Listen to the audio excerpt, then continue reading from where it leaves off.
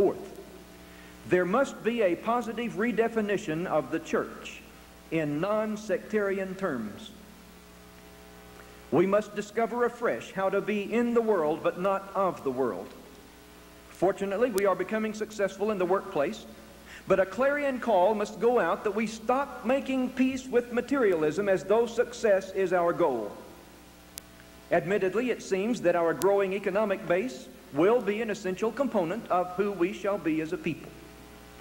Clearly, though, we shall have stature in our communities not by our financial abilities and social prowess, but to the extent that our lives become widely known for excelling others. Our task is simply to outlive others. In the name of God, we must do it right. We must know more than select rules. We must begin quests on a wide scale for the mind of Christ that will enable us to speak authoritatively of the Lordship of Christ in ways that no one could challenge, having observed us.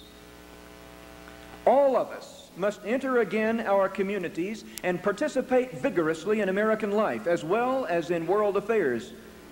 We must ask the questions of contemporary life. We must transcend all social and economic barriers. We will lose no identity in the process. We may well discover one. Jesus did that, you know. We, like the man from Nazareth, must stand by this and that bed, talk with this and that person, not just to those who in some way accept the basic tenets of Christianity, but to those who ask seriously if we have any answers at all to their dilemmas. We must discover again the call to genuine ministry and become lights set on a hill that cannot be hid. Some would decry this as social gospel. But I would remind you that there's a tremendous difference between the social gospel of an earlier era, which would better mankind by pulling itself up by its own bootstraps, and the social implications of the gospel as taught by Jesus in the early church. Disillusionment about who we are as a people must be dispelled in our communities not only by clearly articulated understandings of the Bible, the glow of our worship, and the warm and supportive fellowship of the saints, but by our genuine concern and helpfulness. Only a Christianity that perceives accurately Jesus' ancient intent for responsible behavior and worthy lifestyle is worthy of Jesus' considerable investment and attractive in our communities. We must learn to worship very well. As Bernard of Clairvaux observed centuries ago, we must dismiss the concept that the pulpit is the actor, the pew is the audience, and God is the prompter, and learn instead that God is the audience. The pew is the actor, and the pulpit is but a mere prompter. Our use of Scripture must evidence genuine reliance. Our communion must provide the context to commit our lives to Him yet again and thank Him for being loving Father.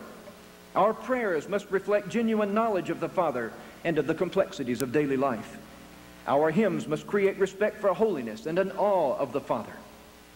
People must come to sense our keen understanding of daily life and our ability to continue prayerful worship beyond our hallowed halls and to cope with life situations as God would like. We must go out in the name of God to serve, not merely by sponsoring elaborate programs, but as individual servants.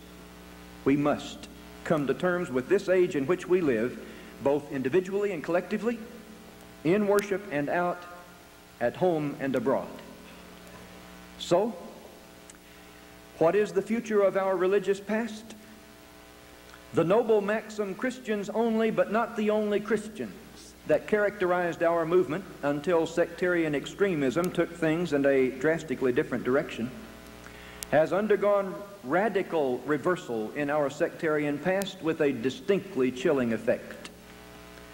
Instead of playing a leading role in American religious thought, the Restoration movement finds itself awash in the backwaters, while the mainstream of religious thought passes by with hardly a nod in our direction. Some have even questioned whether the concept of restoration remains viable, whether we have anything at all valid to say to the world in which we live. But a deep-seated conviction persists in me that biblical study, proper and rigorous, far from being ancillary, is at the very heart of the Christian experience, and that restoration thought, refocused in terms of the noble ideals of our heritage, can yet offer a prophetic alternative to the religious division and secularism characteristic of our age. The essential question, though, is, can these necessary changes be accomplished effectively within the context of a redefined sectarianism?